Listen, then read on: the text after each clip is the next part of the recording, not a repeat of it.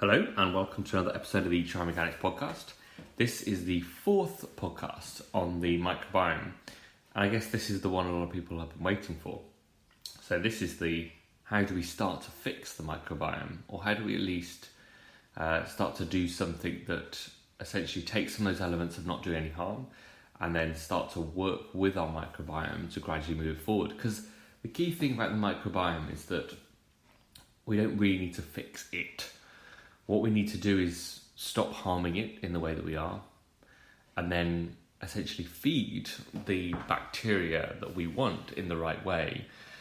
And a lot of that is returning to the kind of diet that we essentially used to have, that has helped feed the microbiome that we've developed over the course of millennia. And the key thing with that is that we then have to take some of the elements that we're adding into the kind of modern world, understanding why they're detrimental, like I did in the last podcast, and thinking maybe that if we can't get rid of those, then we have to do extra feeding in the right way with the right bacteria to essentially solve that problem. So the issue is that we're standing at the moment at this point which we don't understand the impact of what's happened to the microbiome. Unfortunately, it's just not something we can see. We can see the disease that is resulting as that, resulting of the effects of the microbiome. And we're starting to believe that the microbiome may have a hand in almost every disease. So pick one out of the air. What do we think about osteoarthritis? It's a wear and tear disease for the joints. As we are more active and we use those joints more and more, we tend to wear down the ability and essentially the kind of cartilage, the actual joint surfaces and the various structures around the joint. But what if that disease is heavily related to the microbiome?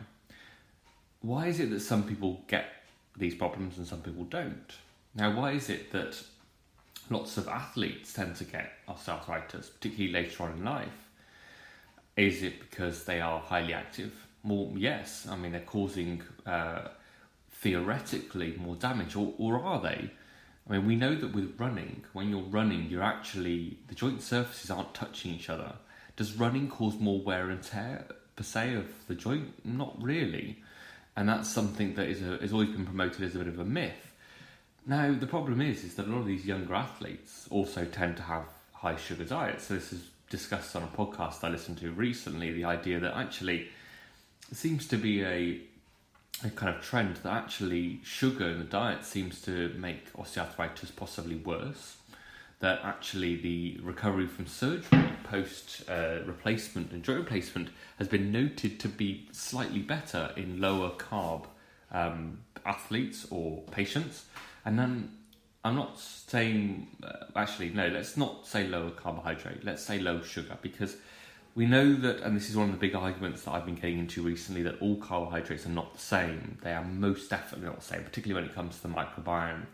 And part of that is related to the fuel that we're giving and the bacteria, and where that bacteria actually is. Because a carbohydrate may start off as a long chain, but things change with it in terms of, and that change affects what bacteria can essentially get hold of it and what bacteria can fuel it. So if you take in sugar, particularly things like fructose as a good example, and high fructose corn syrup, they do tend to preferentially feed the what's called bad bacteria. We're going to, but certain bacteria, things like E. coli strains and the gram-negatives, because they tend to be situated at a different place in the gut. They tend to be in the lumen, the middle of the gut, as opposed to necessarily on the, or they are on the surface of the kind of mucus layer. Whereas a lot of the good bacteria, like the Akkermansia, are within that mucus layer. So the problem is that even though fructose on a petri dish will happily feed a bifidum, it'll happily feed those bacteria, it never gets there because most of those bifidum are down in the lower part of the gut. And that's the issue. This is why things like resistant starch, or I'm going to be talking about certain starches and carbohydrates, preferentially feed those bacteria within the human body, is because they get there. That's the key thing. At the end of the day, the analogy that I've used and I will use over and over again, this is a little bit like having two cats that you never see feed, and yet you see one is getting bigger and bigger. or one is getting better, or there is evidence one's getting bigger and bigger, because you can't seem to find the thing that the big cat doesn't like. And that's the key when it comes to feeding bacteria, is you've got to find, there's plenty of things that will feed all of those bacteria, plenty of things like fructose and sugar and honey and various other things. But if they always preferentially feed the bacteria that are further up in the gut, then you're never going to feed the good bacteria down at the bottom. Now, go back to osteoarthritis. We've believed for a long time that it's just down to wear and tear, but yet there is a trend that younger people are getting osteoarthritis, and it does tend to fit a little bit with diet. Now, obviously, there's lots of compounding factors, because if you have a poorer diet, you tend to be more overweight, and that then puts you at greater risk of the wear and tear element. But what if there's something else going on? So we're starting to understand this idea of inflammation from sugar directly, from the glycosylation of various proteins, possibly proteins in joints and on connective tissue as a result of high sugar loads. The other side of things is this bacterial LPS. So this is something we're starting to study now. So LPS, again, is a molecule or a substance released from bacteria, often called a toxin. So it's LPS, lipopolysaccharide, and it's used, essentially, it's a signaling molecule. So it can be used, essentially when it's released, it can be toxic in terms of what it does, but also it can be a different, LPS can be different, have different functions. It can signal to the immune system, it can do lots of other different things. So when we're talking about good and bad bacteria, we almost seem to break them into the ones that essentially coordinate good responses with LPS, and ones that coordinate bad responses with LPS. Now, we think we know that LPS is elevated, or it is seen to be elevated in obese subjects. It tends to it could be related to causing inflammation at fat tissue that causes more problems with obesity and fat storing. But what if that LPS could also damage joints? And it's been proposed now, there's a new theory behind osteoarthritis, that it might be actually more inflammatory than we ever thought possible. Could this be related to those overconsumption of sugar, high sugar diets? Now, the key thing about sugar is it the sugar, or is it the fact that the sugar feeds the bacteria in the gut that we don't really like, that release that LPS? That LPS shouldn't really come into our blood. It should travel straight through the gut and straight out again. But if it's getting into the gut because the gut is more permeable, that's a problem. And the reason that could happen is because the mucus layer that helps protect us could be low because of less Akkermansia, because they're not being fed in the right way. They're being outcompeted by the E. coli and various other strains. But also, they produce butyrate and various other short-chain fatty acids that keep the gut tight, basically, and keep it all set and ready together. So this could be a bit of a cycle. So what if this is then related to that? What if the fact that having a consumption of very fast and essentially refined carbohydrates and sugar could be causing these problems? So that's to put things in a slightly different perspective. So I want to talk about all about how to try and feed, or how to enhance your microbiome. There are going to be lots of ways of doing this, and some of them are going to work and some of them aren't going to work for you. Now, the first one, as I say, is go back and listen to the previous episode of trying to stop the destruction to your current microbiome. And so one of the main things like that was not being quite as clean. We are overly over the top on keeping everything clean and antibacterial and cleaning things down all the time. Well, we don't really need that. I think around raw meat, then yes. And around certain things like dog feces, etc., yes, that's important. But actually, I think we're over clean. We need to be out playing in the mud. It's shown recently that gardeners have ridiculously low rates of certain diseases that seem to be related to immunity, as opposed to people that live in relatively sterile environments.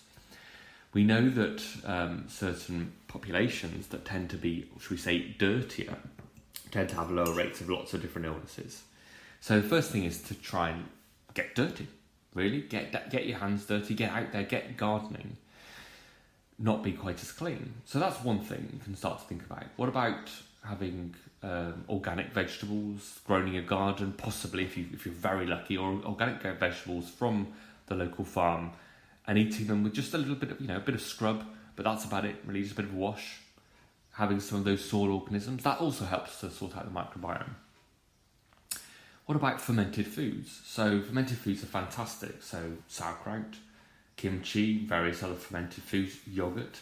Now the key thing about fermented foods, and this is the same that goes for probiotics. So fermented foods tend to have lots of probiotics. However, often they've shown that even pasteurized fermented foods, pasteurized yogurts, seem to confer benefits. So I read a paper recently that talked about psychological changes, so looking at the mental health aspect of the microbiome, and there are 3 conditions: yogurt with no cultures in it ever that had been basically thickened, yogurt with live cultures, so currently live, so not pasteurized, and yogurt with no live cultures, so having been pasteurized.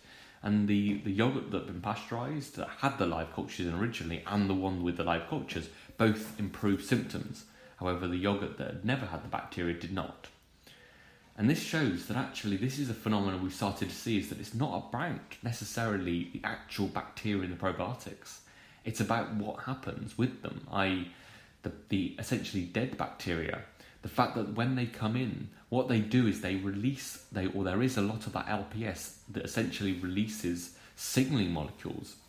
They tend to see, these dead bacteria that are coming in tend to help not only feed the good bacteria, because they provide the building blocks to their kind of species and various other bacteria that are very similar, but also at the same time they seem to coordinate this response. This is something we don't really fully understand yet, so I'm not going to go into details because we don't understand how it really works.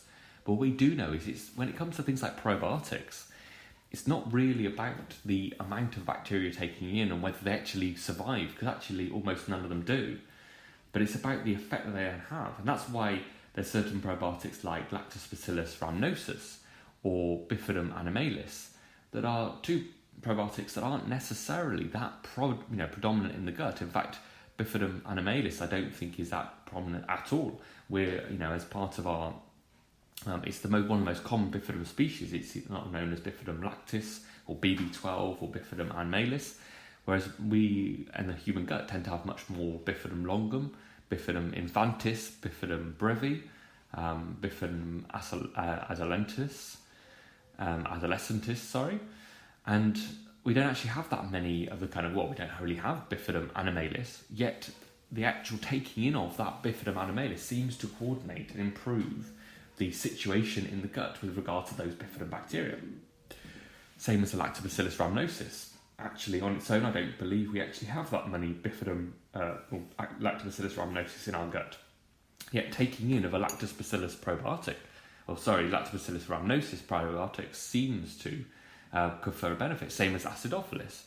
This is why a lot of these probiotics have been studied. Unfortunately, most probiotics are the ones we use are because of the way that we can culture and grow them, as opposed to them being proven in research to be the most efficacious. So what about probiotics? Should we be taking them? I think yes. I think there's a good argument, there's good studies that show that taking a good probiotic is a good thing. I think a broad species or a broad set of species of around 10 to 50 billion CFU per day is probably about right. I think covering the acidophilus species and the bifidum species is pretty good. So most probiotics make sure they always have the bifidum species of brevi, infantalis, and possibly longum as well is very important. And in terms of acidophilus, I think, or Lactobacillus species, so it was good to have Lactobacillus, acidophilus, and rhamnosus if you can get them in. Not a big fan of Bulgaris for some people because actually it's possibly a histamine producing bacteria. We don't really fully understand that yet at all. But if you have issues with essentially hay fever, asthma and various other things, sometimes you're producing a little too much histamine. So taking in a big load of Lactobacillus Bulgaris based yogurt can sometimes not be the greatest thing. But if you look on the back of yogurts, there are yogurts that don't have that in. So I have a yogurt that has acidophilus, strep thermophilus and bifidum longum, which I think is a really good set. Now that's the other key thing, is that yogurt has been proven to be more efficacious than almost anything in terms of probiotics, because it also contains the food. That is probably the key thing, and the biggest thing people are missing out when they're trying to redo or resort their microbiome, or they look into these things, is they think, well, I'm just going to take a probiotic. But actually the probiotic is only half the story, and if anything, it probably is a fraction of that story. We need to take in the right kind of fibres that those bacteria like, and particularly the ones that those bacteria like that will actually get to where we want them to get, but the bad bacteria, shall we say, we'll call them bad, but it's just because of overgrowth, they don't like them as much. And they're also in the wrong place. So a great example of this, and probably one of the things that has almost revolutionised my gut, is inulin. So inulin comes from chicory root, or it predominantly comes from chicory root, and essentially it's a type of starch, or a type of kind of sugar, a shortened chain starch that can get its way, or pretty much all the way, into the lower intestine, because we can't break it down properly. We don't have the machinery, the enzyme machinery, to break down that long molecule or that long chain into small molecules of sugar for us to absorb. But the key thing about it is it travels all the way down through the gut, and it tends to get to the places that we actually want. So we know from research that Akkermansia, that bacteria we want that controls the mucin layer, loves inulin. We know that the bifidum species that we are wanting that are down, particularly in the lower part of the gut, that help release butyrate and various other short-chain fatty acids that nourish our gut, they love inulin too. Now inulin is found naturally in onions, garlic, leeks, and obviously chicory and chicory root. The problem is that they often contain sugars too. So if you caramelise a red onion, you may have 10% of inulin in there, but the rest of it is there's sugar and various other things that in certain people that have got overgrowth and got problems with their gut already, actually that kind of sugar, that fructose-based sugar, is the bit of sugar, or the bit of the diet that's really causing them problems, because it's feeding those bacteria, those E. coli, those other species, the Shigella and all the other Klebsiella and all those kind of bacteria that are further up or can overgrow in the first part of that gut. So by taking those out, you can get benefit, and actually replacing those with a pure inulin as a temporary measure is a very, very good thing, in my opinion. It's not a long-term solution. Ideally, we want to get this from diet, and obviously we would have done. But we would have got inulin from all different things. We would have eaten lots of onions, garlic, various root vegetables, chicory, artichokes, asparagus, all these things that have lots of inulin. We've had huge amounts of them, but we're not having those anymore at all. They're a very infrequent thing, But if you look back to, again, healthy diets, a lot of healthy diets include a lot of garlic, because garlic has incredible amounts of inulin, but also other compounds that we know are healthy, or seem to, these flavonoids and various other kind of polyphenols and flavonoids and things in garlic. It's extremely healthy. I mean, garlic could be one of the world's healthiest foods, but becomes quite intolerant to certain people who have kind of stomach upset, because even though it has that inulin, even though it has those polyphenols, they don't really get to where they need to get to, because the overgrowth of bacteria in the stomach, because we're creating lots of problems with things like acid blockers and various other issues, and mean that we don't have as much acid in the stomach, therefore we're actually getting more bacterial overgrowth in the stomach and in the first part of the gut than we really should. But that's a subject for another podcast. So inulin, that is a great example of a very specific prebiotic. So that's what we call these starches. They're prebiotics. Now, we wouldn't need these. We shouldn't need these. We should have a diet that's high in these kind of fibres. Now, I've said it before and I'll say it again, that all fibre, again, like carbohydrates, is not equal. Big, kind of bulky, insoluble type of fibre, the kind of roughage, cellulose, that kind of material, is not really what our gut bacteria want. It might help move things through, but we've actually found that it could actually be causing problems like diverticulitis and various other problems down the lower part of the gut, and may not be that helpful at all. However, the soluble fibre, the things like inulin and those things, and this kind of fibre that you find, or this kind of soluble fibre that you find in legumes and beans, a lot of these are called resistant starches. Now, they only make up a few percentage points of that food, but have enough of them, and they help nourish the lower part of the gut in terms of the bacteria. So that's what we need to start doing. So there's a phrase that has been coined by Grace Liu, I think. She calls it kind of weeding and seeding.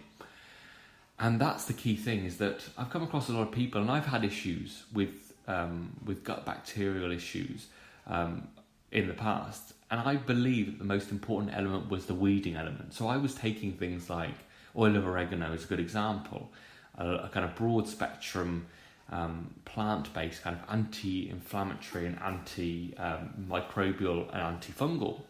The problem with that is you do too much weeding and not the right kind of feeding, and actually you don't really solve any problems. And it's the same as the issue with taking antibiotics for things like SIBO or small intestinal bacterial overgrowth, is that it might decimate the bacteria and you might reduce your symptoms, but are you actually solving the problem? This also comes back to things like the carnivore diet. So a lot of people have gone on a relatively high meat or basically low vegetable diet. Now that can be okay, possibly if they're eating all the right meat, i.e. they're having the organ meats regularly. But the issue is that they are really just covering up symptoms. So if you have issues with FODMAPs, that shows you have a microbiome issue.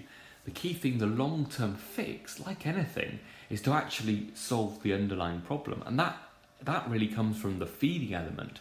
Feeding the right bacteria is the most important thing. And actually, if you look through the research, the use of inulin supplements, or inulin as a really good example of essentially FOS, or kind of fructooligosaccharides, these kind of long chains of fructose that feed the bifidum, is probably one of the most efficacious supplements I've ever seen in research.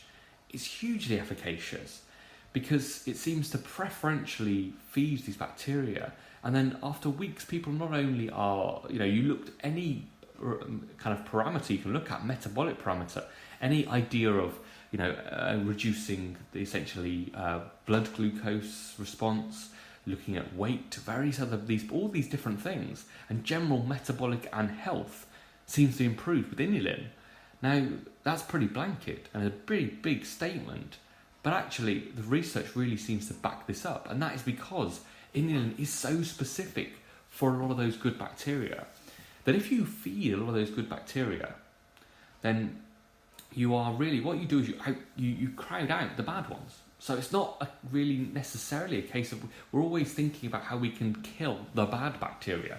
It's the same as skin and hand washing. We know that actually surgeons probably shouldn't be washing their hands as much as they do. That act of scrubbing means they then have to be sterile afterwards. Is that actually they scrub off all the good bacteria, so they have to be sterile because there has to be no bacteria at all, which is actually better. When we get to the point where we are fully sterile, the risk of infection surgery goes down. However, if you are half-assed about it, to put it bluntly, and you scrub but you don't fully become sterile, and that's why when I was taught to put on gloves, etc., we were watched by the theatre nurses, because if one glove touched somewhere it shouldn't touch, we had to start the whole thing over again. Because if we touch something that has a staph or another bug on it, then instantly we can get spread of that and colonization because we've scrubbed off all our good bacteria. And it's the same as things like body odor. We know now that body odor is related to the fact that we are scrubbing off our good bacteria. Because we scrub off our good bacteria, that allows certain bacteria to get a foothold. They're the ones that turn basically ammonia into really nasty smelling compounds that make us smell. And the thing about that is that actually there's cultures around the world that don't really wash at all and don't use all these antibacterial soaps, and yet they don't smell at all. My wife, when I say that to her, says that I'm lying, but there is good research behind this.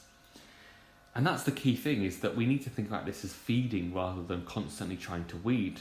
And the way we do that is we give those bacteria what they actually want. So the key thing, again, is that we give them the certain right kinds of carbohydrates.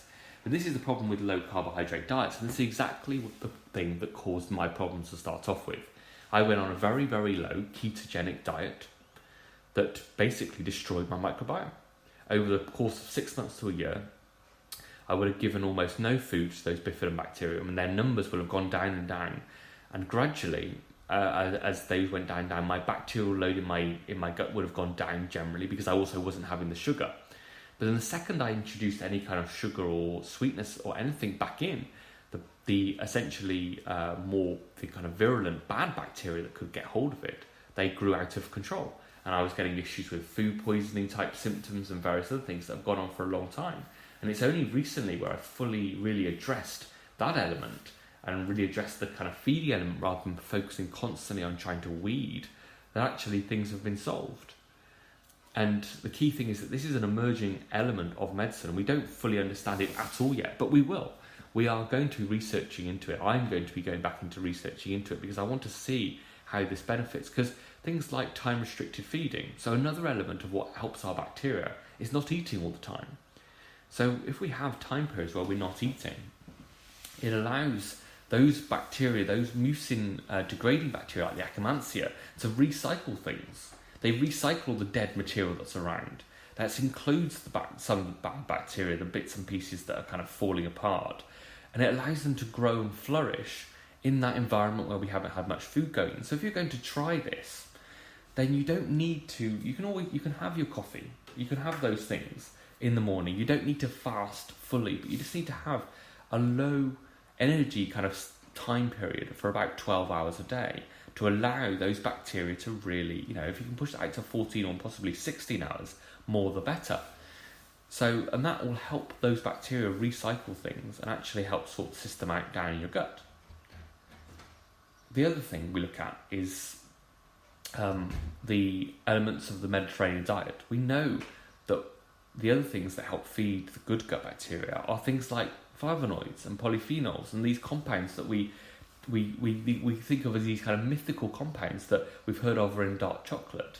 Well, there are lots of foods. There are lots of things like olive oil and tomatoes and fresh vegetables and things that have red and great coloured skins and all those beautiful vegetables.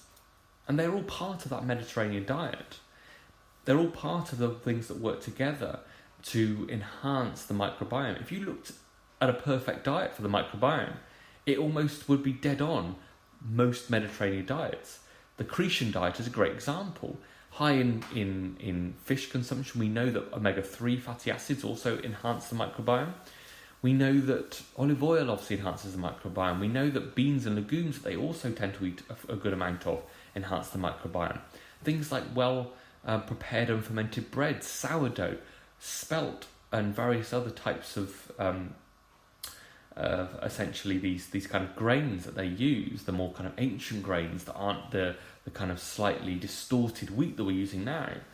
They all enhance the microbiome. Anything that comes on that FODMAP, or essentially FODMAPs, I've mentioned that a few times, is that these are a group of, they're the fermentable foods. They're the foods that bacteria love, and they're the ones that tend to get labelled as bad in people that have IBS or these kind of irritable bowel symptoms, because yes, they are probably in a situation where those foods will make them temporarily worse. The problem is they're making them temporarily worse, but they're also cutting them out long term can actually make the microbiome worse in the long run. So this, you have to play a long game with this sometimes, but be very selective. So for instance, if you have issues with FODMAPs, then it might be that you have to cut out any sugars, fructose and those kind of things temporarily to stop feeding the bad bacteria, but you put in the inulin and various other FODMAPs that you're told to stay away from to try and sort things out in the long run. Okay, so I've waffled on for a long time now, so I've waffled on for a good 30 minutes talking about all these elements. I think if I was to condense this down to a set of bullet points, to help your microbiome, first thing is don't be quite as clean. Be a little bit dirty occasionally, get out in the mud and the soil and use that to help kind of rewild yourself, shall we say. I would start taking something like inulin as a supplement for now that would help enhance the microbiome, along with having a good quality yogurt.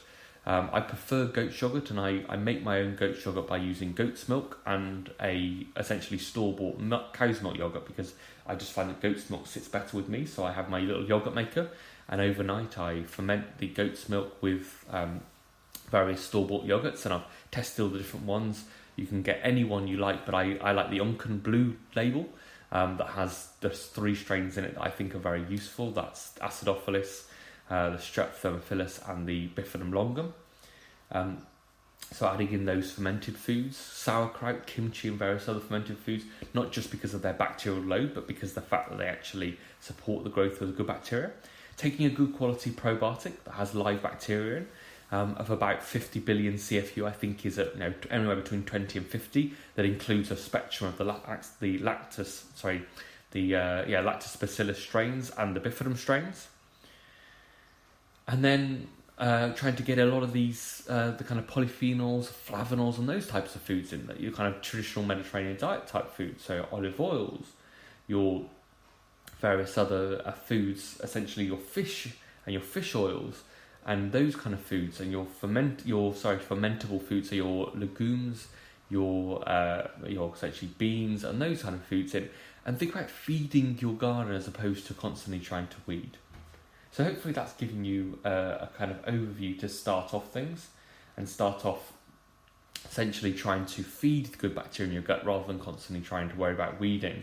And hopefully some of these things will start to make the situation a little better before we fully understand what's going on. But we believe that these things do seem to enhance the gut microbiome. So these are the kind of best research that we've got at the moment. Thank you very much for listening. If you've got any specific questions about this, please ask them on Twitter or via Facebook, because I'd like to give more direct information rather than these broad topics. But I would need to know something a little bit more in detail to be able to give that information out. Thank you very much for listening, and goodbye.